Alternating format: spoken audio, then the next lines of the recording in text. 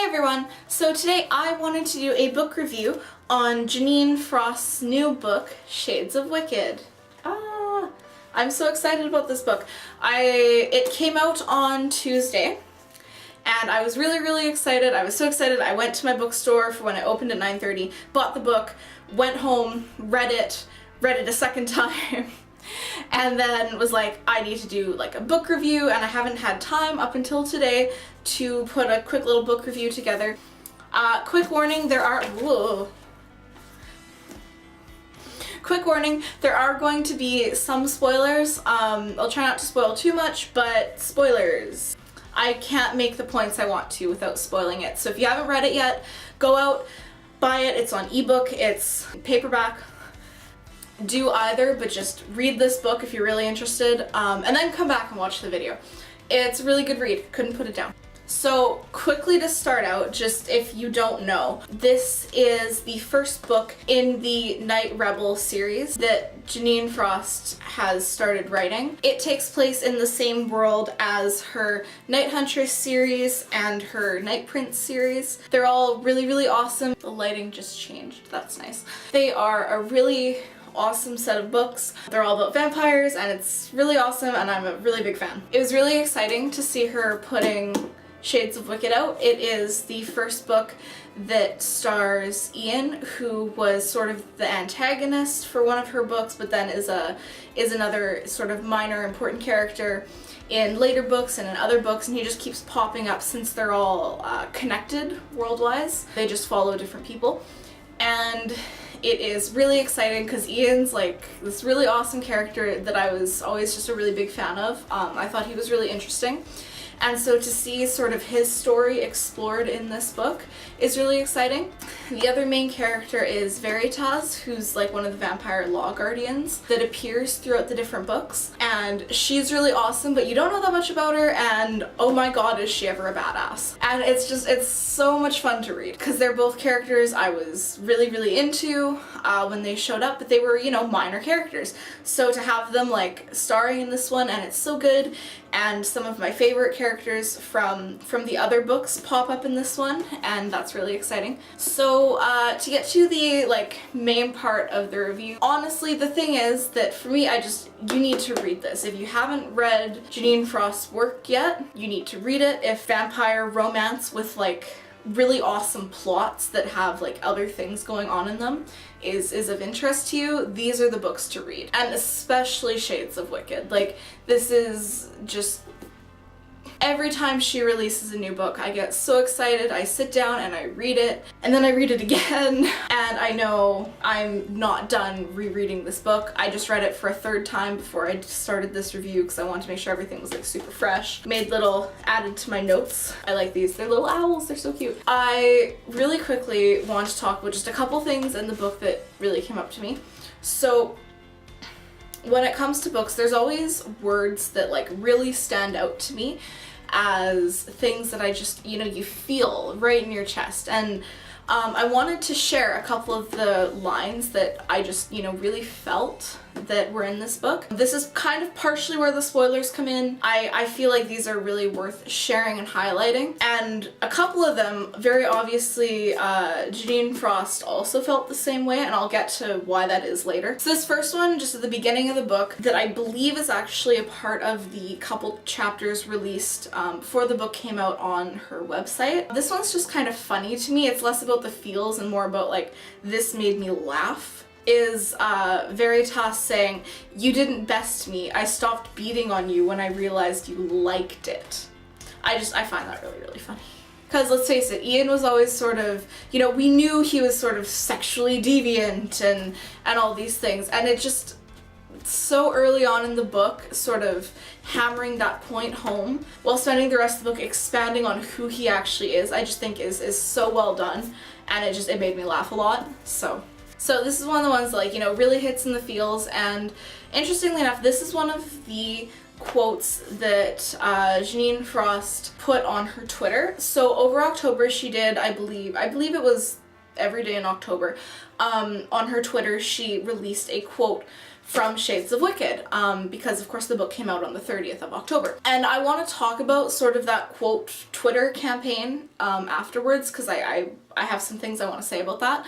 But this is one of the quotes that was there, and it was just so impactful when I read it just on Twitter. And then having read through the book, it becomes even more impactful. And just to point out, like, this is about halfway through the book where this quote comes up. The whole quote wasn't used, it was just the bottom part, but I want to actually read the whole quote because I think it's important for context. A sardonic smile twisted his mouth. How like you to ignore the surface and see what's beneath. Most people don't bother. You're wrong about one thing, though. Being with my friends would have been more miserable. Then I'd have to think about how much I'd miss them. Still, with time running short, I did want more memories of what it felt like to have people touch me without meaning me harm. Knew it would be some of the last I'd get since I had less than 2 years before Dagon came to collect my soul. Course, the orgy only served to make me feel more alone. May as well have been slamming doors in an empty house just to pretend the noises they made were other people's voices. Right in the heart, poor Ian. Oh. That's one that always really gets me.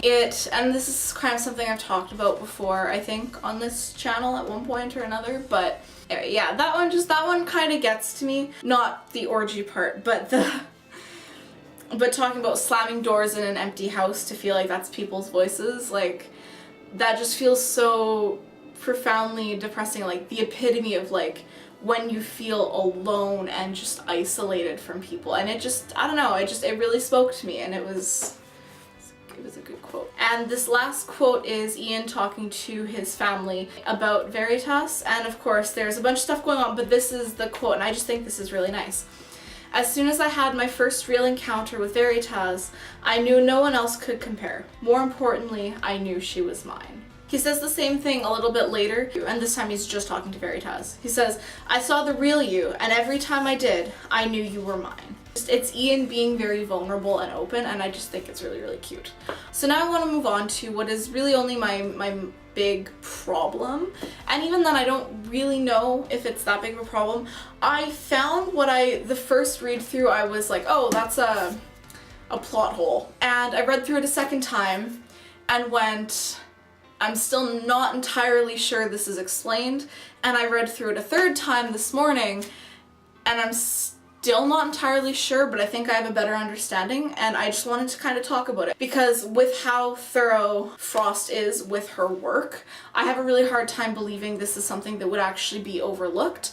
That being said, I'm kind of confused about it, but also I think I might have an answer, so I wanted to kind of go over it quickly. And this is where we get into really big spoilers. So, spoilers. So basically we know, or find out through the book, that Veritas' father is Aken the Ferryman, also known as the Warden, whatever you want to call him. He, ferries people to the underworld. And that's its own thing, or like all the different names he could possibly be called, because Jeaniene Frost does a really good job of like, all these people have their different cultures and their different names for everything. Not really the point. The point is that is who Veritas' father is. In knowing that we also know Veritas can come back from the dead, and then that's a power she has. And we learn that. We learn later in the book, closer to the end, we learn from her father that while she has that ability herself to come back from the dead, she's never used it. Every time she has come back from the dead, it has been him bringing her back.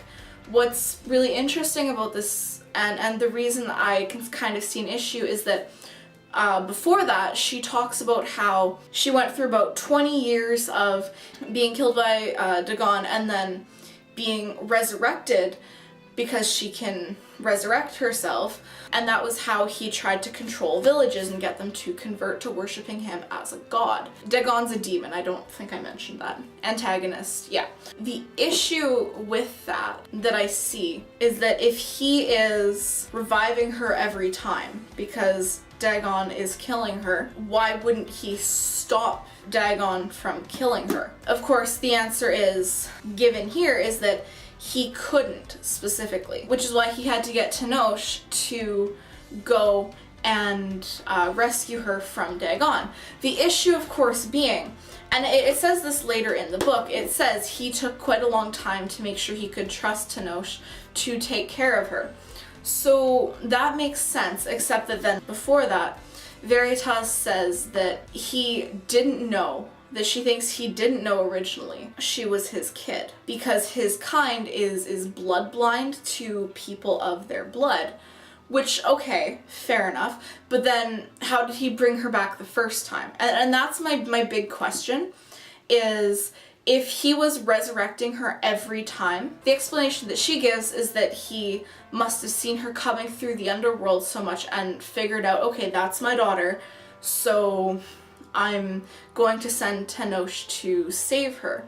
Like I said, the issue with this is that he either did know who she was or he didn't know.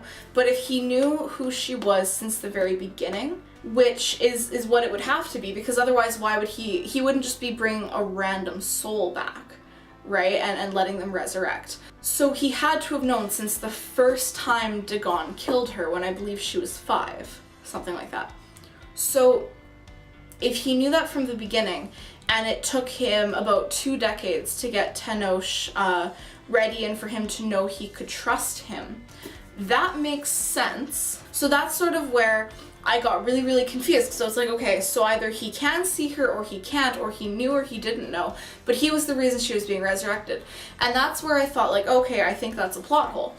The answer I've kind of come to is he must have known immediately, and it took him 20-ish years to get Tenoch ready and trustworthy enough to take Veritas out. And that makes sense to me. The only issue I see with that is to me, it just seems like a very, like, 20 years to get your daughter out of that seems incredibly slow, especially knowing that she is part mortal and was mortal at the time.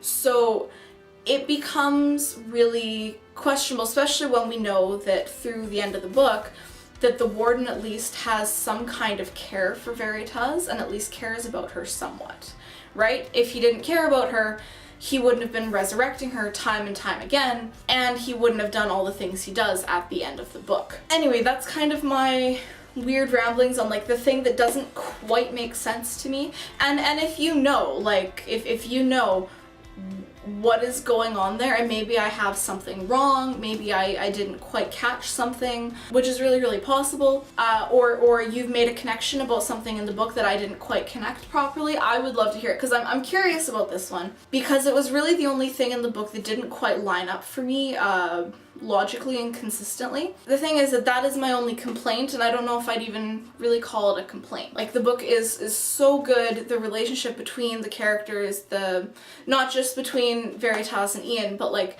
his reactions to and how he's dealing with everything with Bones and with Kat, and just the way all the characters interact is just so well done. I absolutely love it.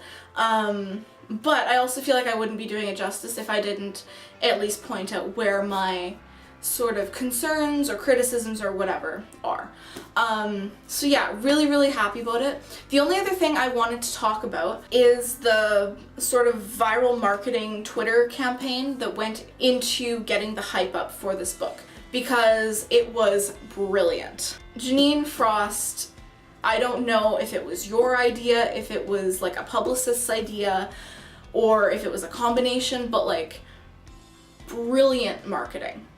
Like, hats off. You wrote an amazing book. You always write amazing books, but hats off to your marketing, because let's face it, a lot of books, success or failure rides on marketing. Jeaniene Frost has quite a large Twitter following. She has 35.9k followers, which is really, really good. The thing is that like I said, what she did was every day in October, I believe, up to the release of the book, she put out a quote. And some of them were quotes like Ian saying that Ian isn't his real name, and that's just the quote is, Ian's not my real name, basically. And it's like, oh my god, let's hype, because none of us knew that. Like, that's a really big deal. Another quote was Ian mentioning that Veritas has been using glamour to like hide her actual appearance, and everyone's like, oh my god. And you read the comments on these tweets, and everybody in the comments is like freaking out about how excited they are for the book, and like, oh my god, this changes everything, and it's really exciting, and it's so nice to see. So it's nice to see people super excited for books. As a fan of her work, it's really nice to see her getting all of this love and attention because they're so good.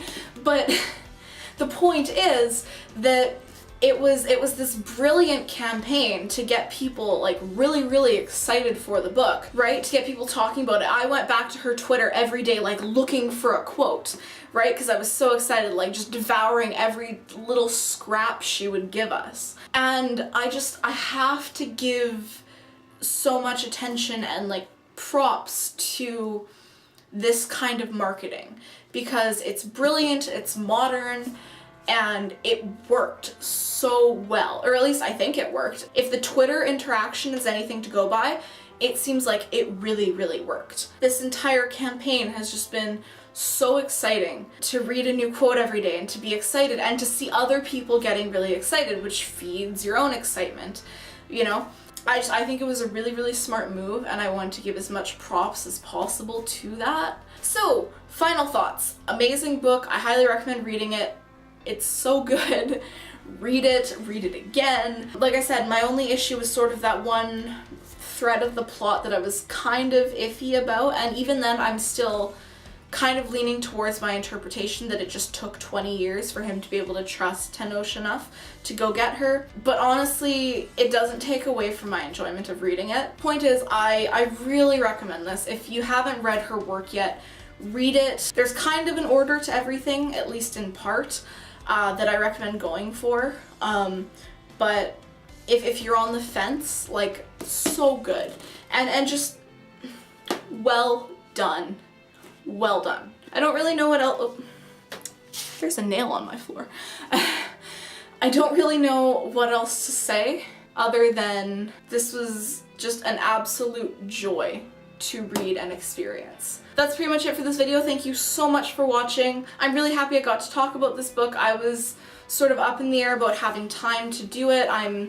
Everything's crazy, but I'm just so excited to talk about it because it was so good, and I'm so excited, and I was so excited for this book, and I'm just beyond thrilled. It exceeded all expectations. Thank you guys so much for watching this video. I hope you enjoyed it. I hope you will look at the book. Consider reading it, consider reading the rest of her work. See you next time. Let me know if you've read the book or if you're planning to. Let me know in the comments. I'd love to hear what you guys think. Alright, see you guys. Bye.